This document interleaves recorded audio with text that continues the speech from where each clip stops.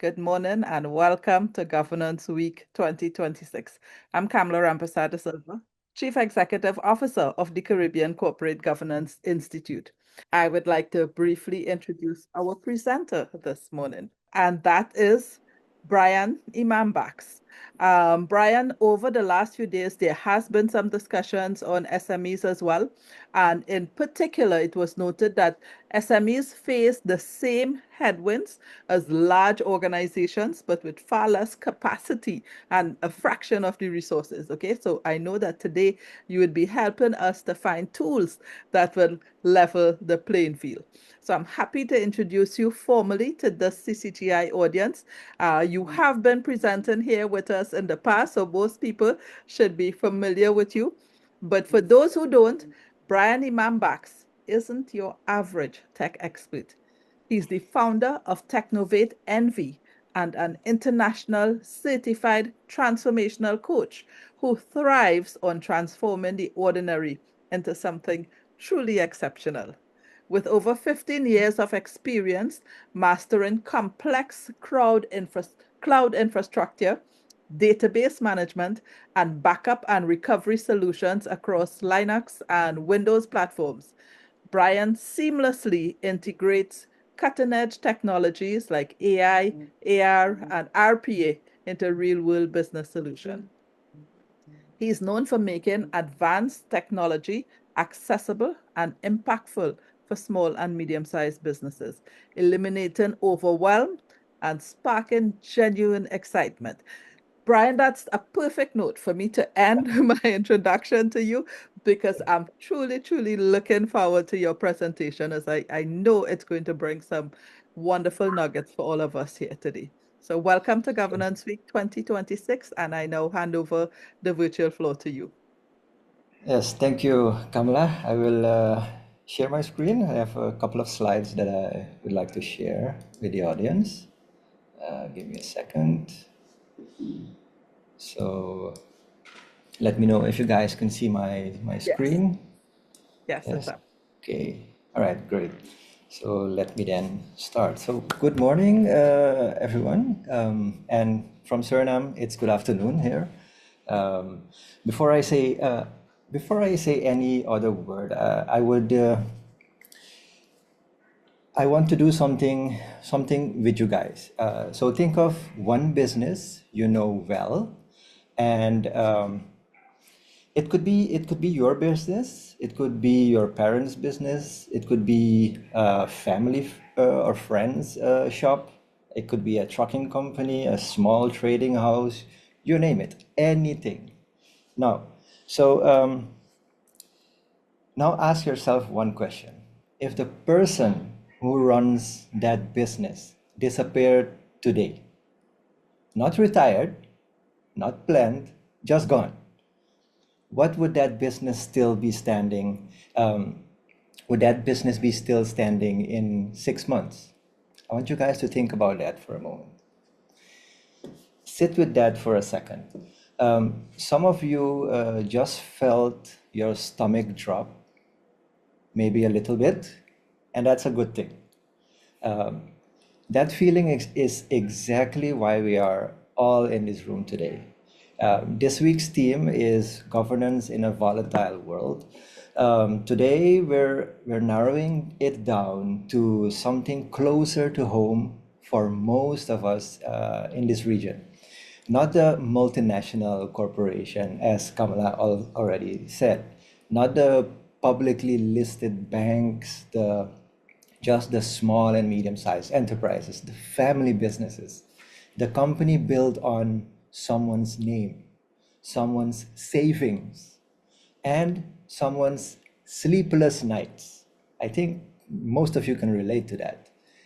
One of so over this next hour, I want to talk about why governance is not a luxury for big companies anymore. It's a survival gear for the rest of us all. So um, I will keep this very short. We have only 1 hour because yeah, um, I've built Technovate NV from nothing but a laptop and a stubborn belief that this region deserves the same technology the rest of the world takes for granted. And today, my daughter works alongside me, building real products for real clients. So this is not a theory for me. It is a family enterprise growing in real time, facing every governance questions we will talk about today. Um, I'm not standing here as an outside expert. I'm standing here as someone in the middle of it, just like you guys. So here's the pattern I see constantly through Suriname, Guyana, and the wider Caribbean. Governance get treated like a word of for other people, like banks need it, government agency needs it, big corporation with stakeholders and compliance department needs it. Small and family-sized businesses, we tell ourselves we run on relationship, on trust, on the owner's gut instinct. That has worked until it doesn't. Volatility used to mean something slow, a currency shift, a change in government policy, a regional recession. You had time to see it coming and time to adjust. Well, that is not the volatility we are living in right now. Today, disruption arrives very fast, and it arrives from directions small SMEs never um, used to have to watch. Like technology changes the rules of the industry in a single product launch. A key supplier relationship can end overnight. A founder gets sick and half of the institutional knowledge of the whole company was living in their head, not in any document. Governance, at its core, is simply this: the structure that let a business make good decision constantly, consistently, survive the loss of any one person and pass on what is what it has built to whoever comes next. That is not a big company luxury anymore. That is the difference between a business that outlives its founder and one that does not. Let that sink in a little bit. So today, three panels are going to dig deep into these three parts of the topics. My job in this 1 hour is to give you the map before you go into those rooms. So let's build it together, piece by piece, okay? So let's start with the hardest habit for any founder to build. And that is, what do you think that is? It's discipline. Most Most small and medium-sized companies and family-owned businesses in this region start the same way. One person carries the vision, makes every call, and holds every relationship. In, let's say, in year one, that is not just fine, it is necessary. Somebody has to move fast and decide things. But here's the trap. Um, here's the trap where you thought year one is often the exact thing, right, that stops you from reaching year 15. So picture this. Picture a family trading company. The founder approves every purchase order personally, keeps the real financial picture in a notebook only, and makes strategic calls based on instinct built over 20 years. It works until the founder is unavailable for 2 weeks. Maybe it's on vacation. Suddenly, nobody can approve payments. Nobody knows which clients' relationship are actually profitable and which one are costing money to maintain. The business does not run without the one person. That is not a business. That is a very demanding job wearing a business clothing. So let that let that sink in for a minute. Um, so professionalizing does not mean losing what made the business special, right? It means building three things. First is a board of advisory structure, even an informal one. You don't have to put it on paper yet. That asks the founder a hard question before the market does. And I see this failing over and over in Caribbean, in Suriname also. Um, Not a rubber stamp, a real surrounding board with people who are allowed to disagree. I think my camera is doing a little bit crazy thing here. Sorry about that. Yeah. So the second is controls, financial controls, approval processes, basic documentation, boring words. Yeah, I'm listing it out, boring words, because we as founders, we don't like writing things down most of the time. And that is exactly why I'm saying this. Um, Controls are not there because you do not trust your people. Controls are there so that business does not depend on any single person's memory or a good mood that day. And third is strategic discipline, a written plan revised regularly that the whole leadership team can see. Not a plan locked in the founder's head. It should be on paper. None of this has to happen overnight, people. I see this go very wrong in a lot of companies here in Suriname. They want to do everything overnight, and that is very wrong. And not of and it can be it all this can be built in respect that in respect of culture relationship that has made the business work in the first place. So that balance between structure and soul is exactly what our first panel is, I think, is going to explore in depth. So I'm already giving you guys some nuggets here. So now let's talk about the thing that makes this week team feel urgent instead of theoretical disruption, and and that thing is disruption. I work in technology every day. I watch artificial intelligence and automation move from buzzword to boardroom reality in the space of about 2 years.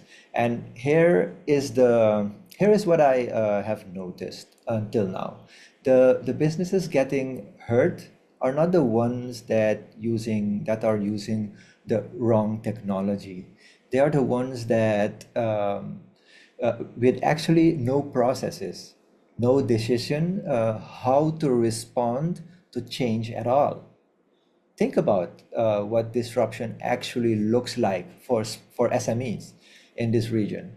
It could be a new competitor using automation to undercut your prices, and that is happening.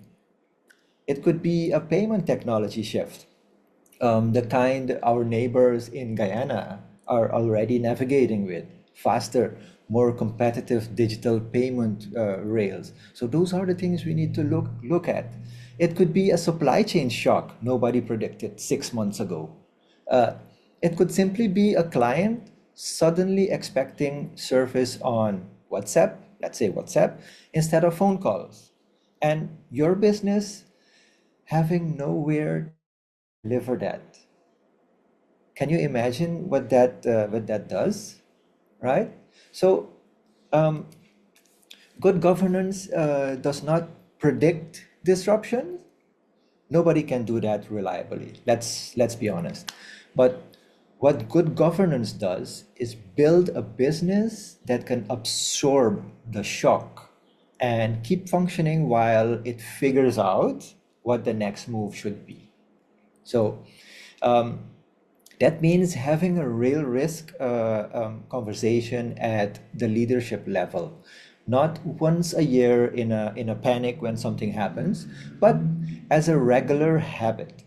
It means knowing your 3 or 4 biggest points of fragility, your SWOT analysis. That is important. Um, is it one supplier? Is it one client carrying too much revenue? Is it one system with no backups? It means having decision rights clear enough that when disruption happens or hits, someone is actually authorized to respond fast instead of everyone waiting for the founder to get back from travel. And that happens a lot. I think you guys can resonate with that. I will say one thing plainly, because it is the reason I wrote a book exactly on this topic. And artificial intelligence is not coming to change businesses. It is here and it's moving faster than most governance structure uh, in the region will build or can handle it. So the businesses that will lead the next decade are not the one that with the flashiest technology. They are the ones whose governance is disciplined enough to adopt new technology responsibly. Let me say that responsibly, without losing any control of their data, because data is going to become something very important. It is already important. So those are the things we need to look at. And this is exactly the terrain our second panel is going to walk through. Um, how do you build governance and risk management that is strong enough to survive disruption without becoming so heavy it slows you down? Because governance can slow you down if you don't implement it the right way and in a lean kind of way. So yeah. Now to the conversation almost nobody wants to have, uh, and that is succession. So I want to be honest about why this is so hard. Succession is not really a business topic. It is a family topic wearing a business suit. I like to call it that. It touches identity, legacy, fairness, and sometimes decades of unspoken family dynamics.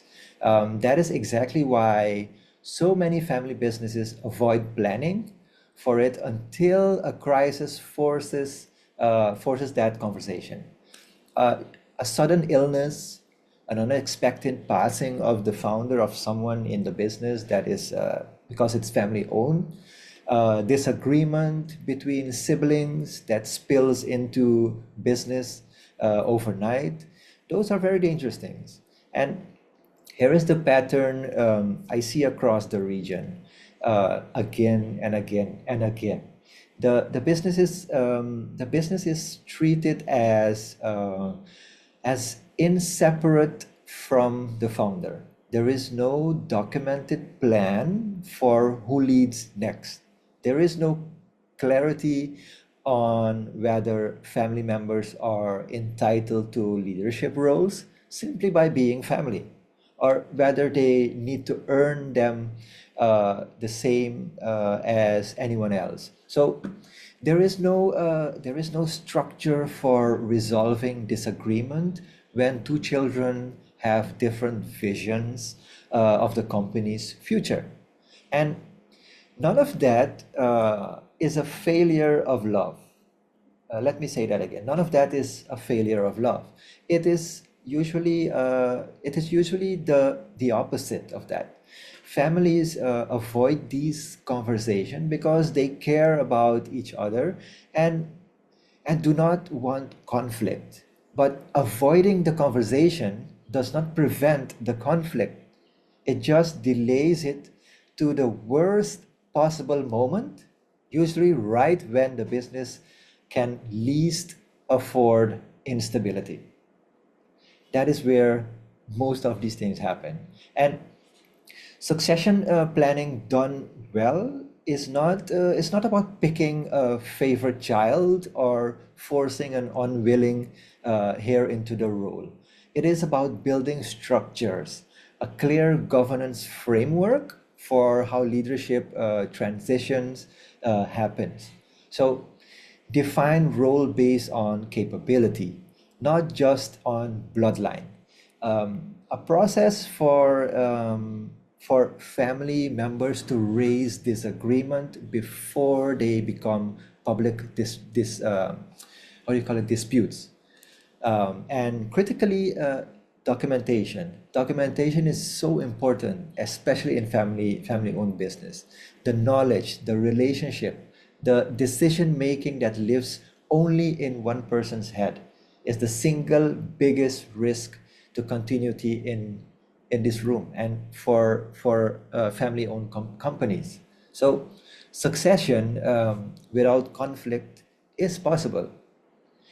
It is not automatic. It is to be built deliberately, years before anyone thinks they will need it. Our third panel is going to give you more structure in this exactly topic. So here is what ties discipline and resilience and continuity together. So let's look at that at a moment. Every one of these pillars answer the same underlying questions. Um, can this business survive something it did not plan for? A market shock, a leadership change, a generational handoff, technology moving faster than anyone expected. Governance is not paperwork, people.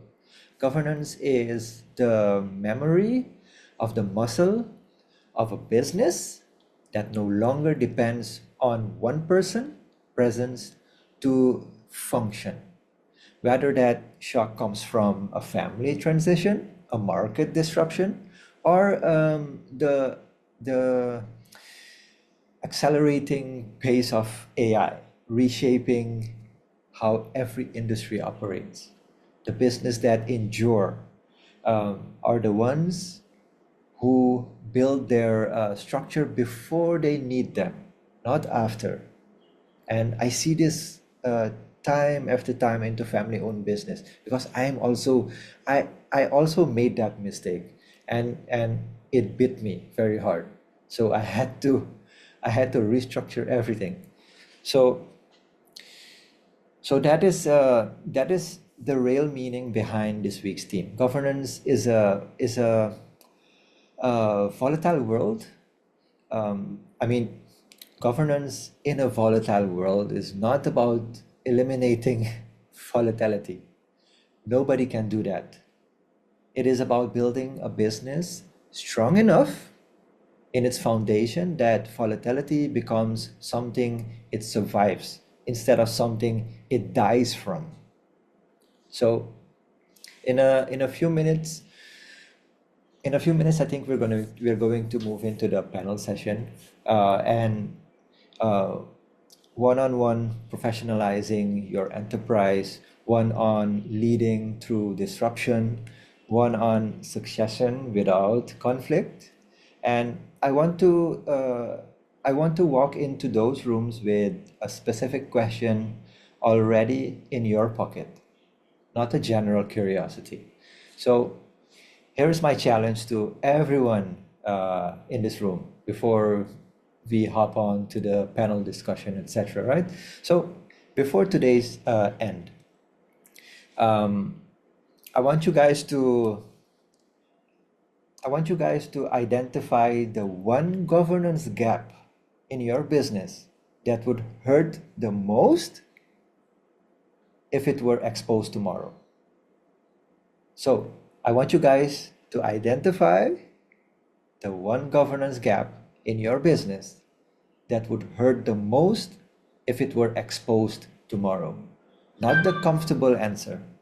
I want the honest answer. And that is a question you need to answer for yourself and be very honest with yourself. That is the only way you will be able to accelerate in this in this fast-pacing economy. Um, is it that is it that, let's say, nobody knows how the business really runs? Is it that you have no plans for the next disruption heading your way? Is it the succession in a conversation your family has been avoiding for years? So these are all questions that you guys need to ask yourself, especially family-owned businesses. Just pick one that makes you a little bit uncomfortable, because only when we're uncomfortable we grow, and that discomfort is information. And when you have information, not data, information, because data is being transformed into information, and that is valuable. Carry that question into whichever panel you guys will attend next, and do not leave this week with only notes. I want you guys to leave with a decision about what you're going to build differently starting this Monday or even today, right? So, businesses that adapt, grow, and endure are the ones that avoid volatility. They are the ones who decide deliberately to build governance strong enough to meet it. Let me say that again. Businesses that adapt, grow, and endure are not the one that avoid volatility. They are the ones who decides deliberately to build governance strong enough to meet it. And with that, I think I want to end my speech for today, my presentation for today. And I think if there are any question, there is a QR code on screen. If you guys want to get in contact with me, just scan it. You will get my business, you will get my contact information, and we can have this conversation further. I even created a tool especially for the AI governance structure based on the ISO 42001. So that is specific for AI governance within your company. So if Kamala I would like to share the link in the chat, that people can just take the assessment and see where you are in your company right now, and that will help you decide on where you are right now and what you need to do in order to be compliant and have your governance structure in place. Because in the era of AI, everybody is talking about AI right now, but you need to have structure before you even go dive into AI. So I think this tool will help everyone here get their stuff together and know exactly where they are in the company. So if you're not technical, you can give your IT person the link, and maybe you can do it in a workshop within your company, just to have a feeling of where you are. And I think I hope that will help you Thanks, guys Brian. a lot. Yes, Yes, thank you. thanks so much. Can you take down the screen now, Brian? And Yes, of yeah. course, please do put the link in the chat so persons would be able to access the tool that you spoke of. Yes, I'm going to put that in the. And while you do that, I want to say thank you so much for giving us that nice overview. I think you made some really excellent points on the absolute value of governance for SMEs and for family-owned businesses. Yeah. As soon as you are finished putting the link, though, what I would like is for you to also elaborate a little bit on what are some of the tools that can, in fact, assist. Like, for instance, that tool that you just designed that Yeah. would help uh, persons to assess their governance structure and capability. So let's learn a little bit about what are some of the tools you can in fact use that would help with your governance structures. Yeah, so the tool that I've shared, it's a link, and it's a AI readiness assessment that we build based upon the ISO 42001, and that is based on the AI governance structure. And most company wants to implement AI within their company, but They are not thinking what the strategy is of implementing AI within the company. Many organization I see, we've done around 300 plus implementation, AI implementation. And what we see is everybody is hyping. Everybody sees things on YouTube and they say, hey, I need that, I want that, and I want that. But will it work for your company? And is your company ready for that? Do you have the data? Is your data clean enough to start with an AI project? Because we all heard about this acronym, garbage in, garbage out. So Yes. people think that if they implement AI, everything will be automatically great within the company. But that is totally wrong.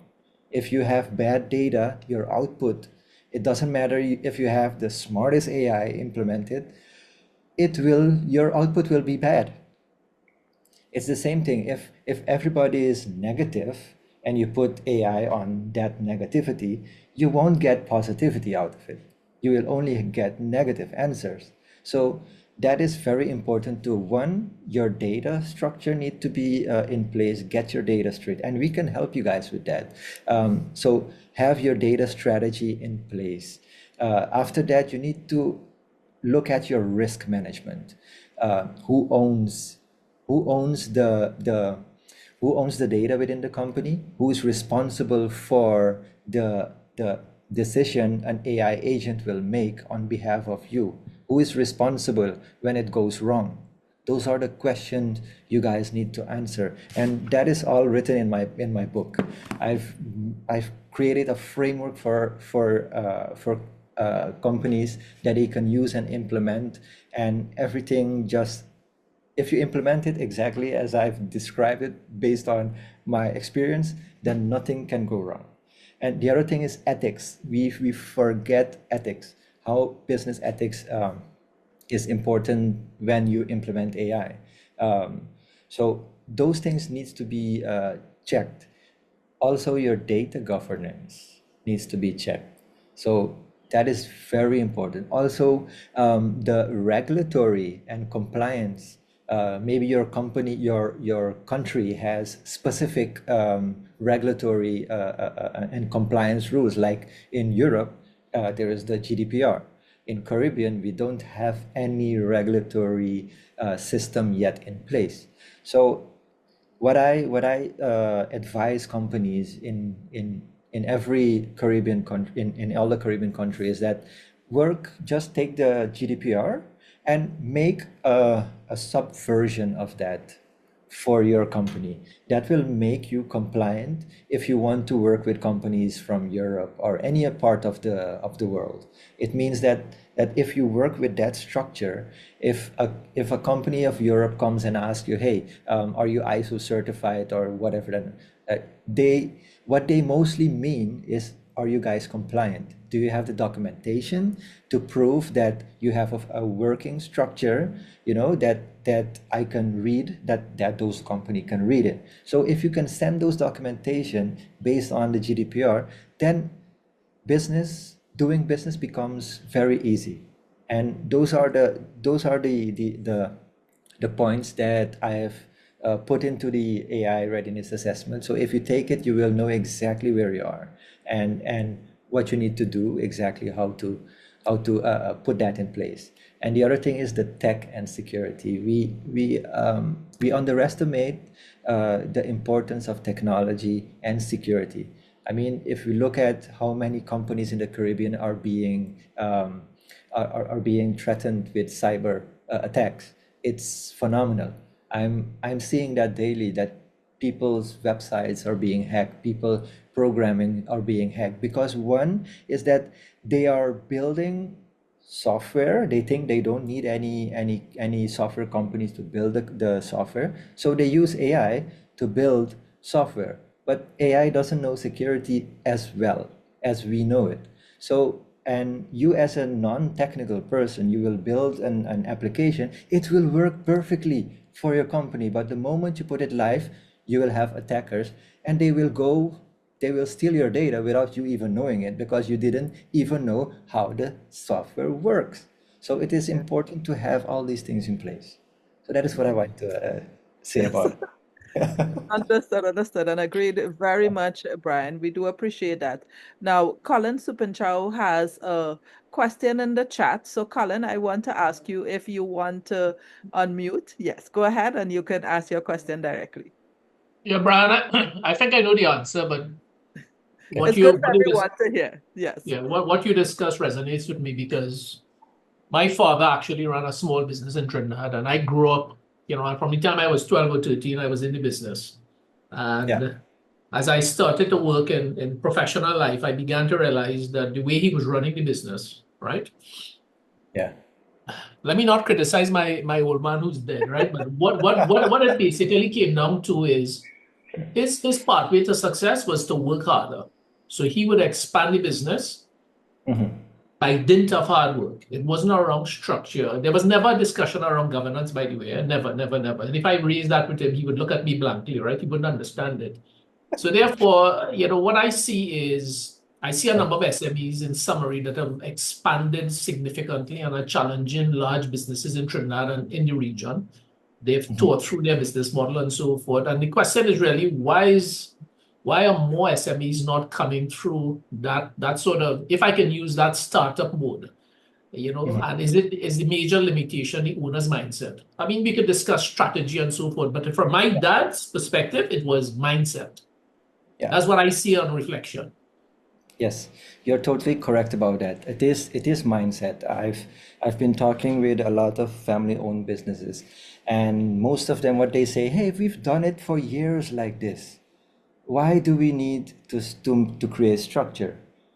Why do we need to have these kinds of documents? Will I ever use it? So it's a mindset, and once and it's a pity that I see this happening, that once the founder died, of some family member that has all the information in their head died, then they realize, oh, we don't know what to do. Who has the password of my application? Who has the admin of that? Who owns the bank accounts? Nothing. And then they get scattered all over the place, and before you know it, somebody buys the company for 5 cents. Yeah. They lose everything. And that is why governance is so important. I've nearly made that mistake by not putting everything down. My daughter, she's 20 years old, and she's my successor in the business, and I'm literally dumping everything in her. I'm coaching her daily, so that she knows every little things, and her specific role is to document everything, make SOPs. Those are very simple things. And when I tell her to make SOPs, she gets angry with me, and she says, "Why do we need those things?" Exactly, we need those things because if you have a colleague that will come and assist you, you don't want that colleague to bother you every time for every nitty-gritty stuff, right? You want to do your work in peace. So when you have your SOP in place, you just hand it over, and that person knows exactly how to do it. And I always tell them, all my colleagues in the company, when you create SOPs, create it like it's for a 5-year old. Yeah. If a 5-year old can understand what you've written there, if a 5-year old can take that document and reproduce it and can do exactly what you have said you're doing, then you have a good documentation. That is And my rule. sorry, Brand, the last point I'll make is that the other thing that I've seen and we're using the term SMEs, right? But I would say Yeah. people who have built a business using their individual mindset, even when they have good structure and they understand how to build a brand and so forth. Yeah. And when succession is not occurring, let me quote it naturally, like you have a young kid and they're in the business and you're mentoring them, right? Yeah. There's tremendous value loss when they get to a stage and they have to dispose because they begin to think about it when they get north of 60, 65. And then at that stage, you could have competitors. And if you haven't planned this, if you're not divestment ready from early, right? Mhm. And you could decide when to opt out, the business may not fail, but as a founder, you may experience tremendous value loss because you haven't thought it out, right? Correct. Correct. You're totally correct about that. Yeah. I totally Thanks agree. so much, Colin. And Brian, I want to say, even for CCGI, which is a very small entity, we too have to consider many of these issues. And so, exactly as you have said, we have been creating SOPs for most of our things because we have recognized and the board has addressed it very directly as well. When we look at the risks for CCGI, my role as a CEO, if something were to happen to me, it will put the organization at risk because we have to develop a very strong succession plan for how we will ensure the institute carries on. So in the interim, what we are doing is building out systems and recording all of the things about, where we are going, roadmaps have been created and all that, as well as what we have done, Brian, is we have used Notion and we have built out in Notion as a productivity tool all of Yes. our events, all of the activities that to be done. So anyone can go on and see exactly what needs to be done. And it really does reduce the amount of pressure on you to have to constantly be directing people on what to do and all of that. And I have this really nice vision of us being able to get people from around the region who will serve operations of CCGI because they can sit from anywhere and be a part of this institute. So that's sort of what we are building, which I'm hoping 2 years from now I can come and share a success story about how ready we are and how strong we've built our governance structure to ensure that continuity. There's a Great. comment from Saron in the chat as well. Um, and Saron was talking about there's an excessive reliance on AI. Saron, did you want to unmute and share your thought? Yes, morning. Can you all hear me? Yes, we're Yes, hearing. yes, we can hear you. Yes, So no, go, as Leila. as as Brian was speaking about AI and he mentioned, garbage in, garbage out. And just this morning I was talking to my husband, it's like there's too much reliance on AI, even in the boardroom to produce a paper. You go to AI, you produce a paper and you just present it as is. I mean, we need that AI could be a tool to assist, but we can't just overly Yeah. rely on it. And something came to mind, Kamala, as you mentioned earlier, when someone joined with the AI, and you mentioned that CCGI doesn't allow the AI in the room. You want to clearly know who's in the room. And it reminded me of a situation I was in just last month.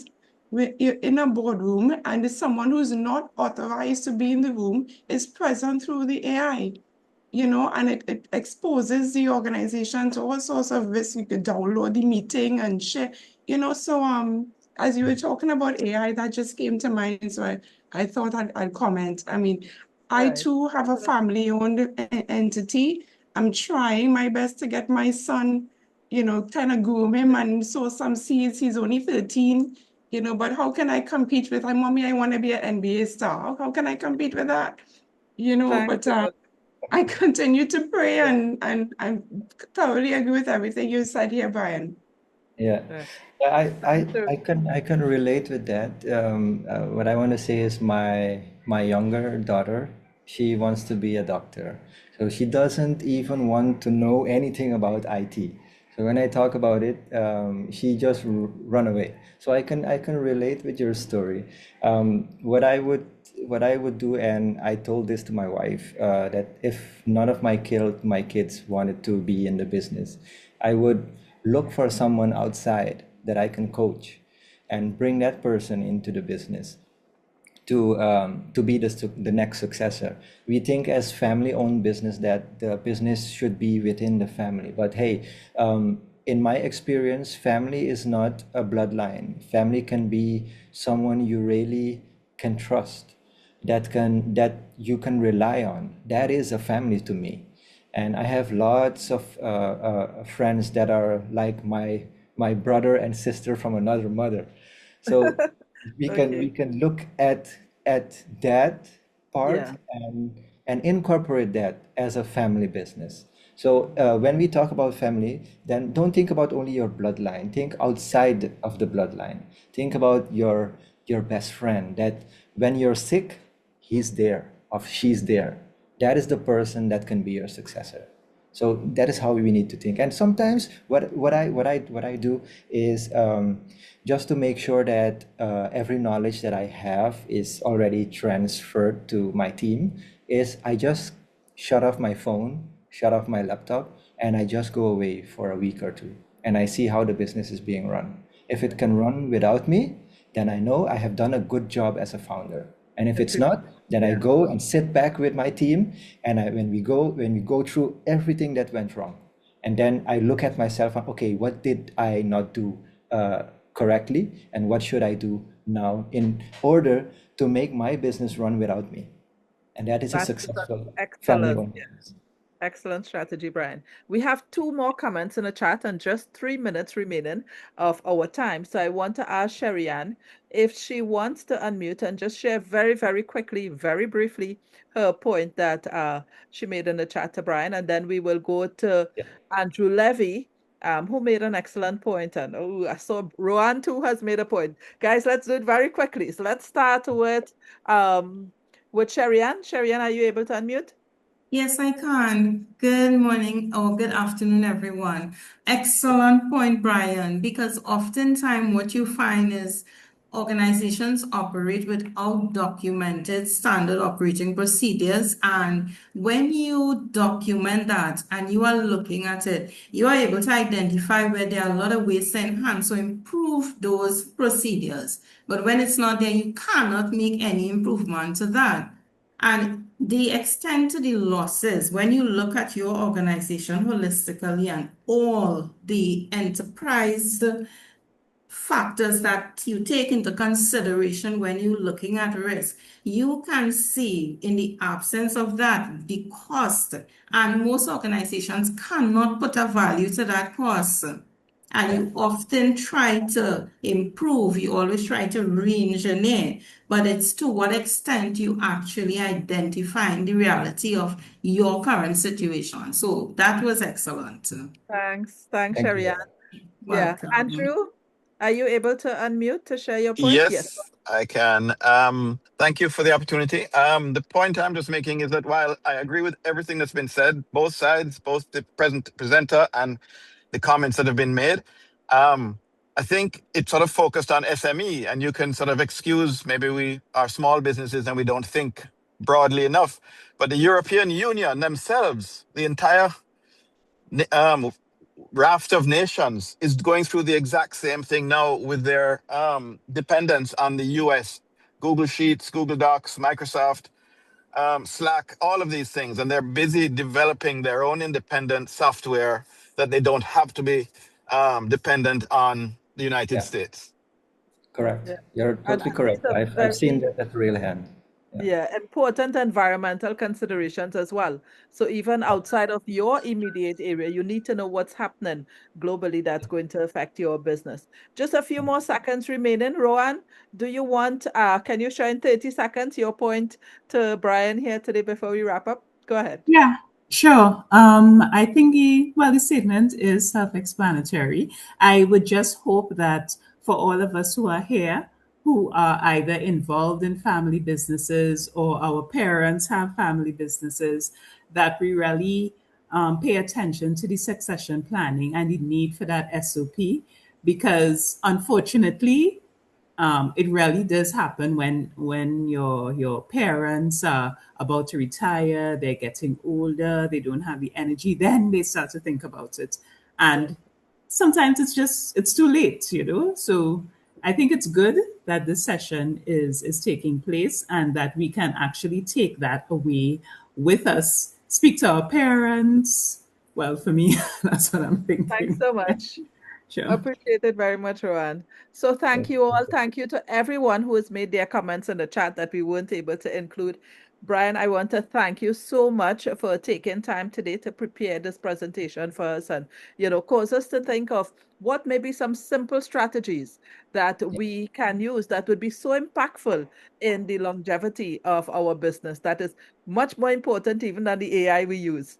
I think that was a brilliant point that came across today. So thank you so much. As we wrap up our opening presentation for this morning, Governance Week Day 4. governance of family-owned businesses and SMEs. We will take a short break now, and then we return with panel 1.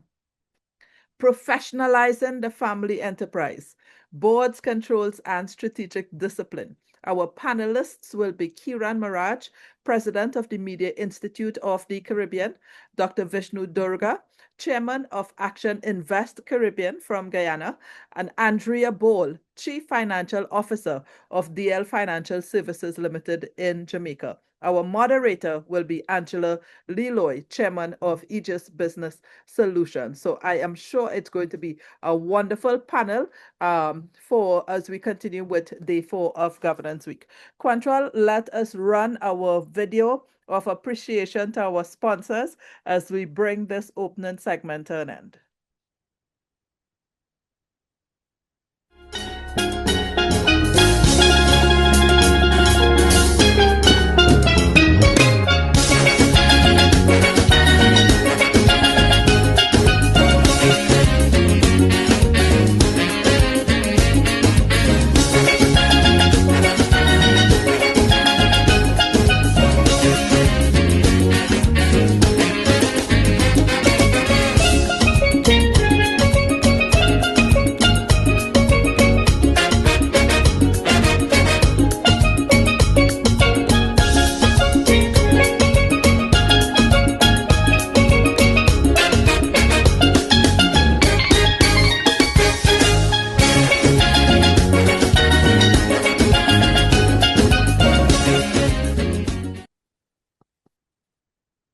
Thank you so much. And we go on a short break now. We return at the top of the hour as we continue with panel 1 for Governance Week 2026, Governance in a Volatile World.